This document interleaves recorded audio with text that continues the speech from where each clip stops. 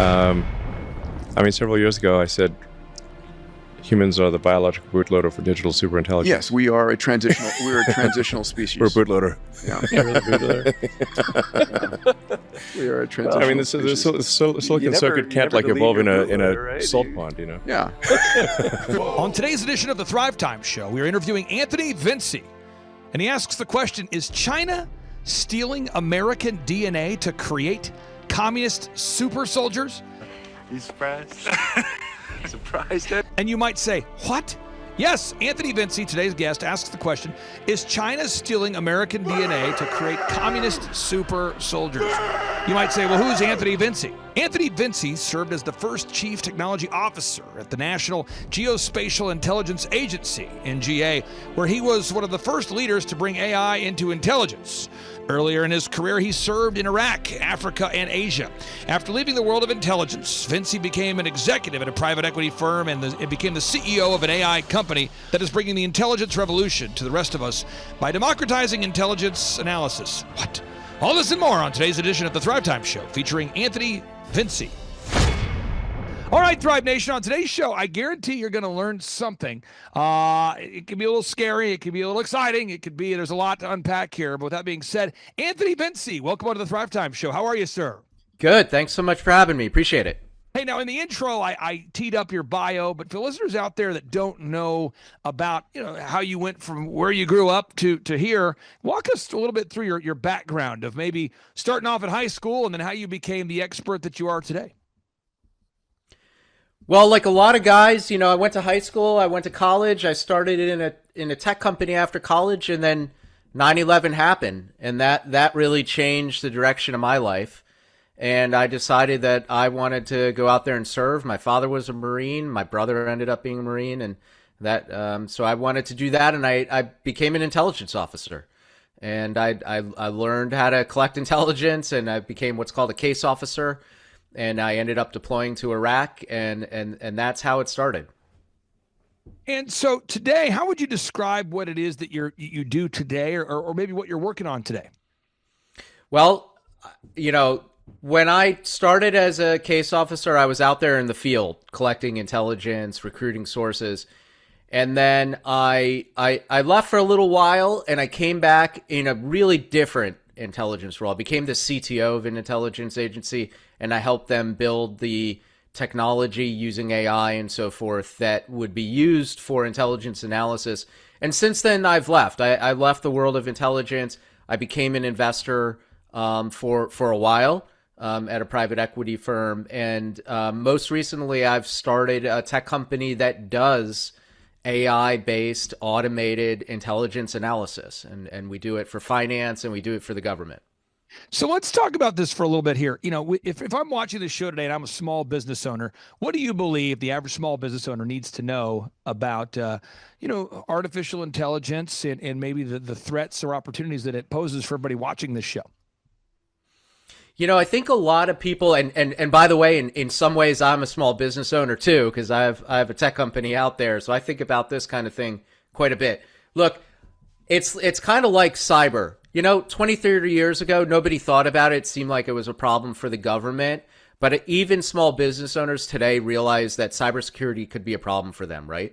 That if they don't have a secure computer, their financial systems could be hacked and they could lose money. Or if they're a manufacturer, maybe they lose some of their intellectual property. Well, I think what's going on in the world today, it's not just cyber. It might be information operations. It might be people collecting intellectual property, not by hacking into their computer, but coming to work for their company and then just stealing it, taking that folder out of the private drawer and bringing it back.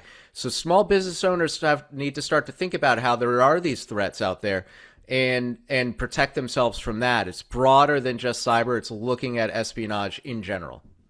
Now, I'm going to pull up your book here. You've written a new book, and typically when people get into the concept of writing a book, when they dive into the topic of a book, or they begin to obsess as an author about writing a book, a massive amount of research goes into the book. So your new book is the fourth intelligence revolution, the future of espionage, the battle to save America. Again, that title is the fourth intelligence revolution, the future of espionage and the battle to save America. What inspired you to write this book, sir? Well, when I was in intelligence, when I started, and it was after 9/11, and I went to Iraq and I did intelligence in a certain way. We were trying to, combat terrorists and insurgents and so forth. I was on the ground in places like Baghdad. It was a low tech business, basically. There was maybe some drones here and there, but basically I was doing a human job. When I came back later and became the CTO, I realized that intelligence, even the kind of case officer stuff I was doing, was being taken over by technology, and in particular by artificial intelligence. And then that was going to change everything about the intelligence world, because AI, like for every other job we're seeing in the world, right? Like we hear stories about lawyers having their jobs taken by AI. And so forth. Well, the same thing is happening in intelligence. And I wanted to tell that story because I was part of trying to do that, frankly.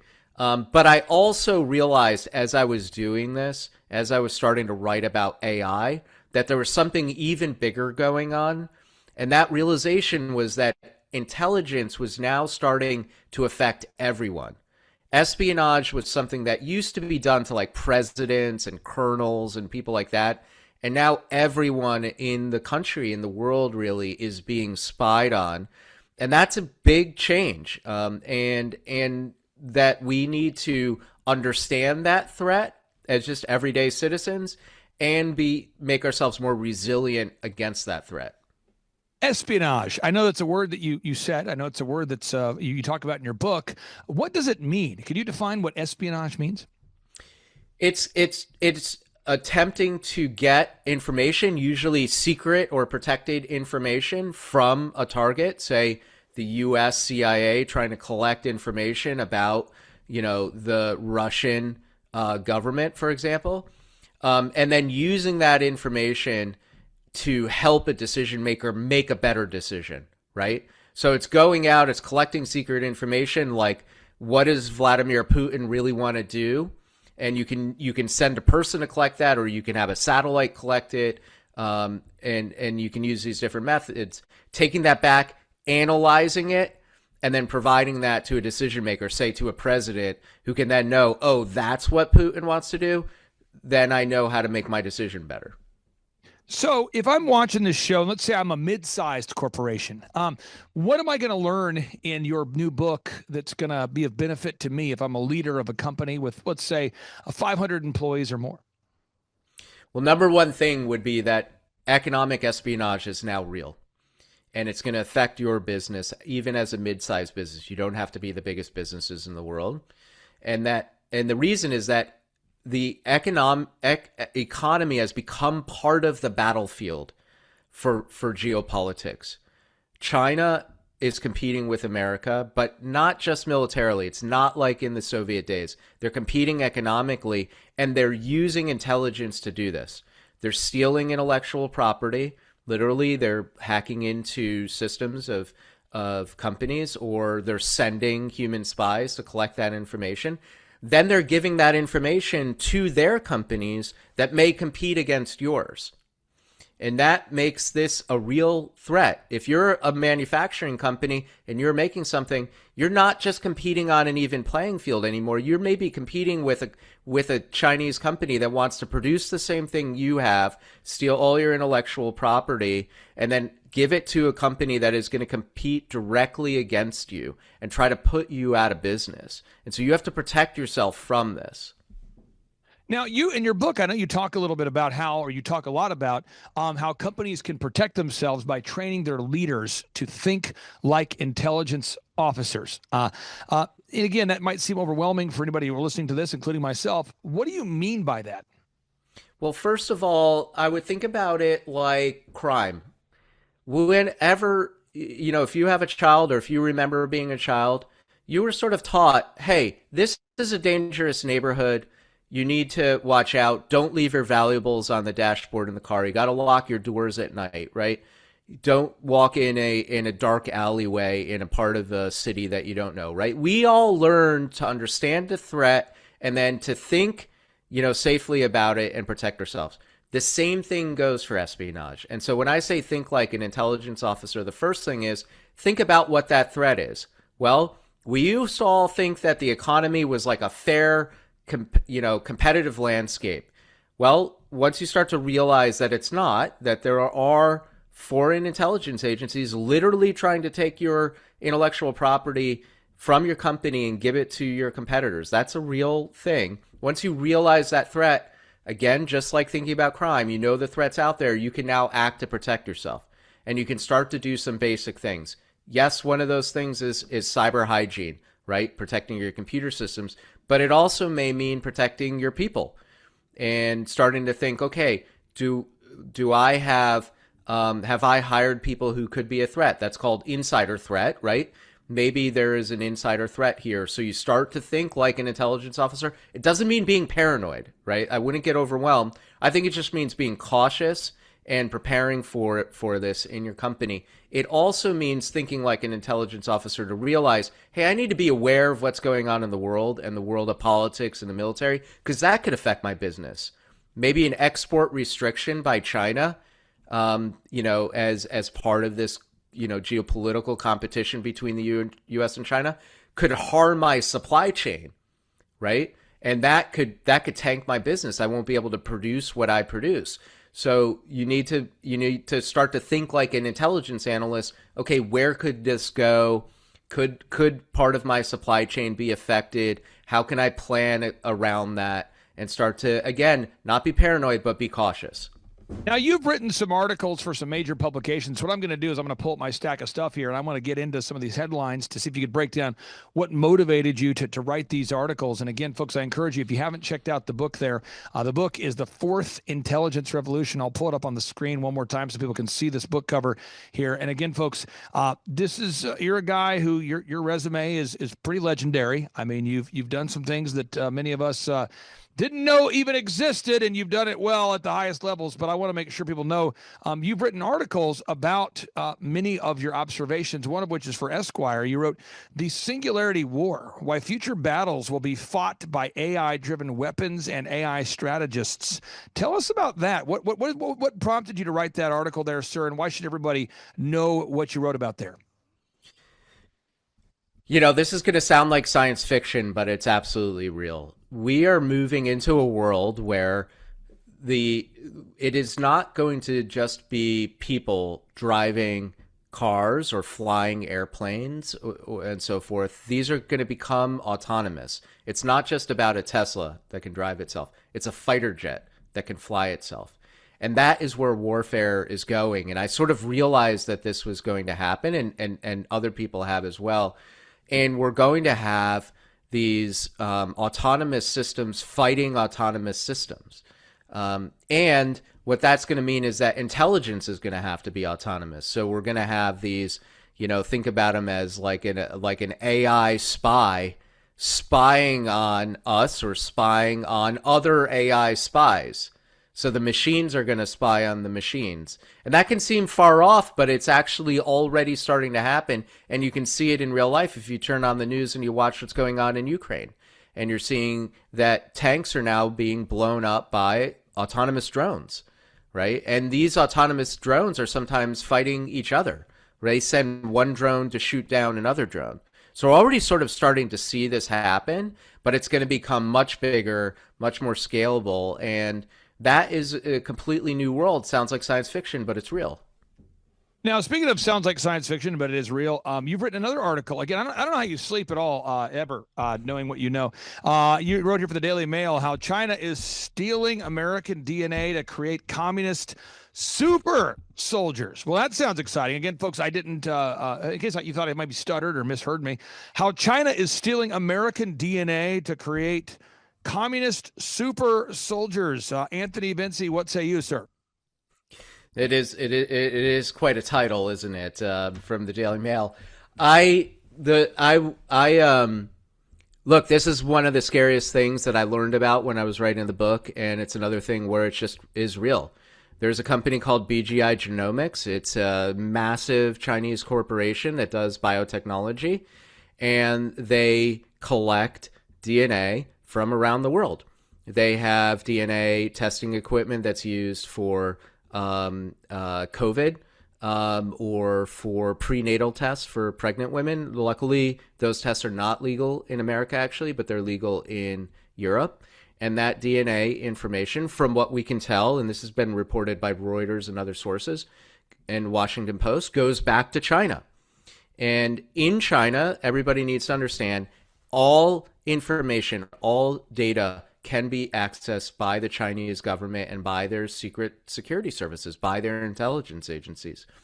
And this is where it really starts to get scary, is that the Chinese People's Liberation Army, their military, has contracts with this company, BGI Genomics, for doing things like, and I'm quoting from their contract, population improvement. And so I'm sort of putting together the pieces here. The implication to me, and I believe to many other people, is that this DNA information is being collected globally. It is being used by a biotechnology company, and that company is investing in researching how to do genetic engineering to improve people. And again, this is my analysis because, again, most of this is going to be secret and classified by the Chinese. But my analysis is that's going to be used for the creation of super soldiers. Okay, so wait, let's get into super soldiers. What is that? I mean, at some level, any improvement, any biological improvement of a person that would be useful for fighting war, right? And a lot of people in their mind kind of picture the Hollywood movie where somebody's super strong or, can, run up walls or something like this. I would actually think, one level lower, even just improving cold tolerance, for example, which is an area of research that people have shown. If you can have soldiers that can operate in cold for much longer, they'd be a more effective fighting force. Or what if you just made people smarter? And this is something, of course, everybody in the world would love. But again, if it's militarized, it could be really scary. Now, and you could have soldiers that are just on average much smarter. Maybe they're, we say super soldier, maybe they're a super intelligence officer or something like this. Now, you're hearing reports, mainstream media outlets on the left and the right. Fox News reported that China is using technology to create like brain control weapons. This has been reported on both the left and the right. Brain control weapons. What? Could you see something like that happening?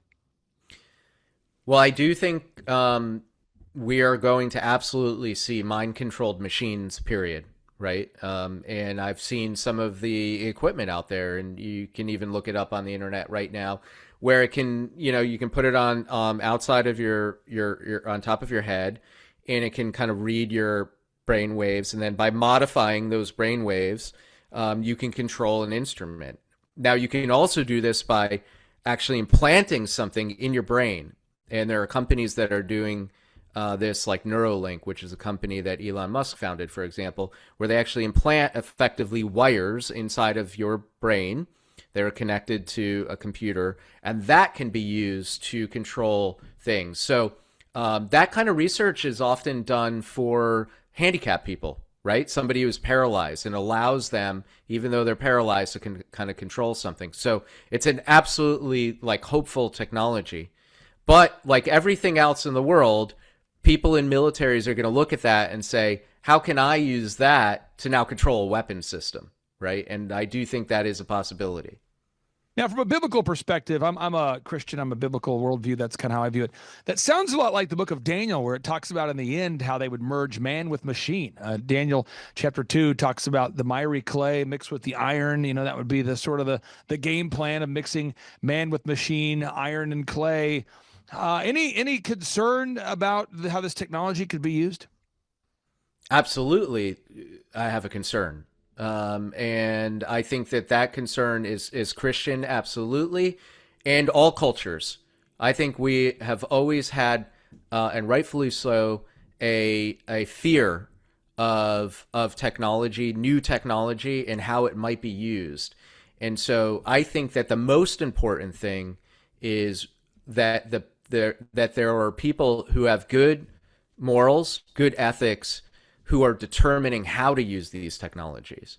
And I think that fundamentally is the difference between America and some of these other countries like China or like Russia, where here we have a democratic system. We have leaders that we trust that will make the right moral decisions of how to use these technologies. That is not always the case in a place like Putin's Russia or Xi's China. They may make decisions to use these technologies in ways that we find immoral, unethical, and unacceptable.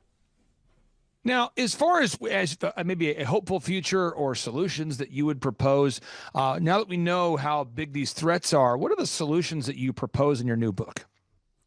Well, look, one of the solutions that are proposed is that we can't have the government defend us from all of these things, unfortunately. One thing is, and I feel strongly about this, that people need to take responsibility for themselves and the protection of their families and their communities. We share that responsibility with the government. The government should help us do that, but we can also protect ourselves, right? And you can help to protect your own family. So learning, like we were talking about, learning to think like an intelligence officer is a way that you can help protect yourself, your family, your community, your company, if you're running it, right?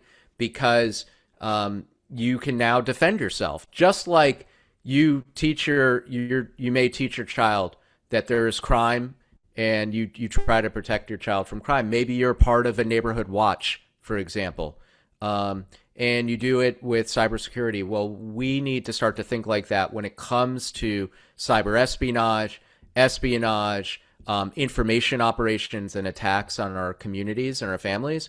We need to start to learn to think this way and protect ourselves and get the tools to do this. So I think that's the number one thing that we can do. Our governments can do other things. I think our government needs to understand technology better, use AI in the right way, to your earlier point, and start to see that these threats are affecting everyone and that we need our government to help us protect the economy and help us protect everyone, not just presidents and colonels, but protect a whole population from these threats.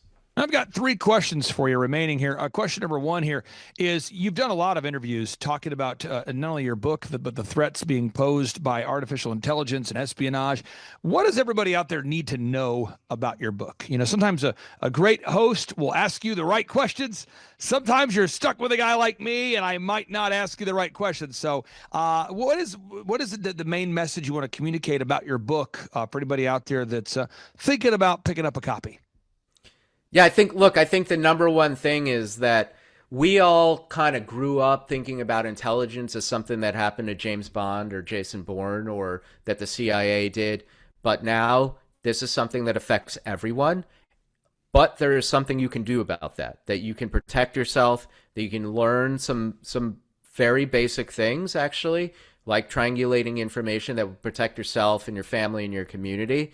And that is something that we should all do. So this book was really not written for, the Washington, D.C. Beltway insiders. This book was written for everyone to sort of see what those threats are and to be able to protect yourself.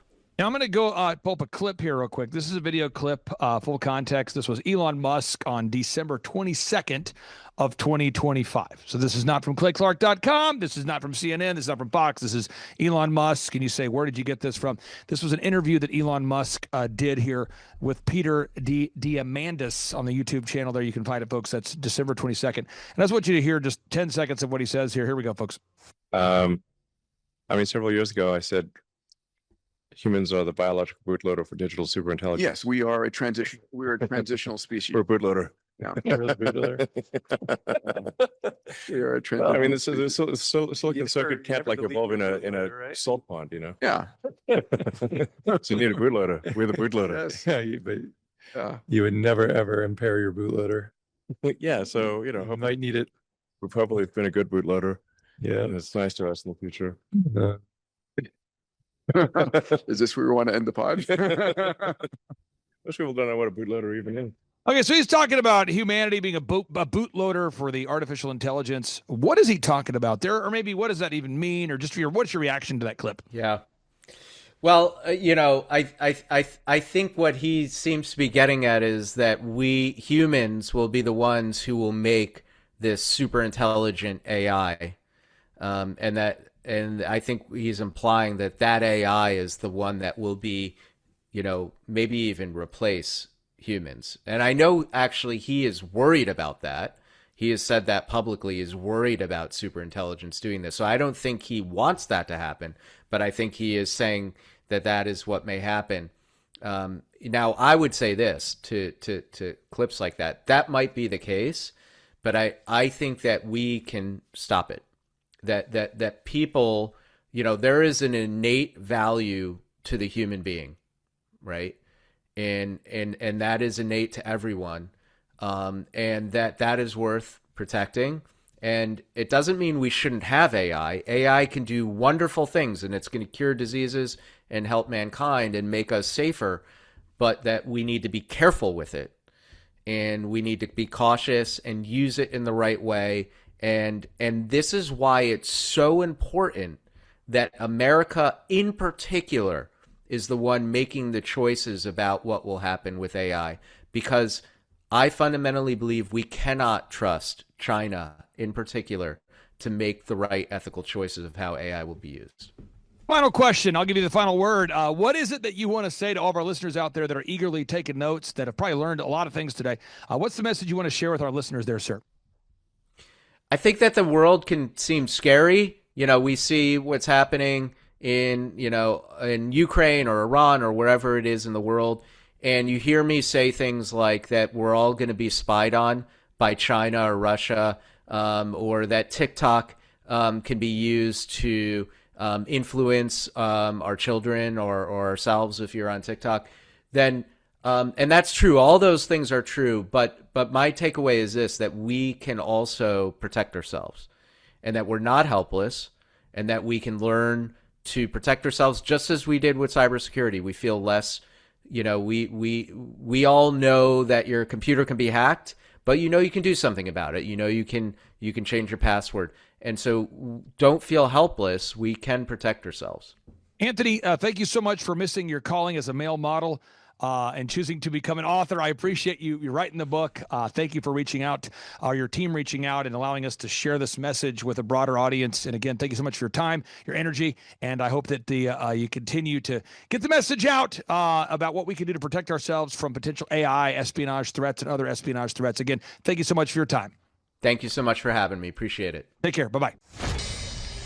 U.S. intelligence shows China is using advanced technologies like gene editing and brain control weapons to advance its military and to crush dissent. Ari Fleischer is a former White House press secretary and Fox News contributor. Welcome, Ari.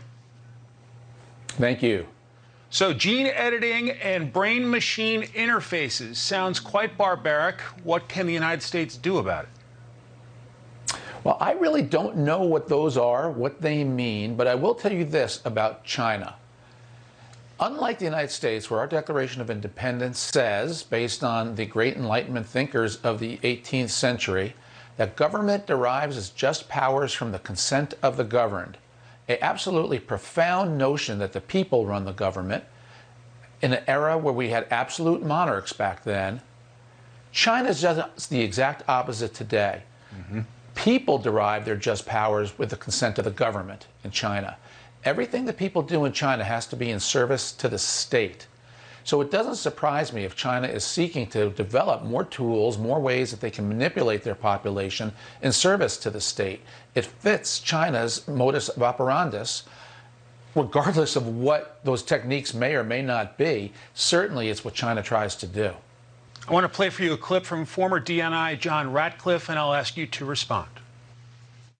We may be trying to accomplish some of the same things with not from a human rights standpoint, but from a military standpoint of gaining an advantage on the battlefield.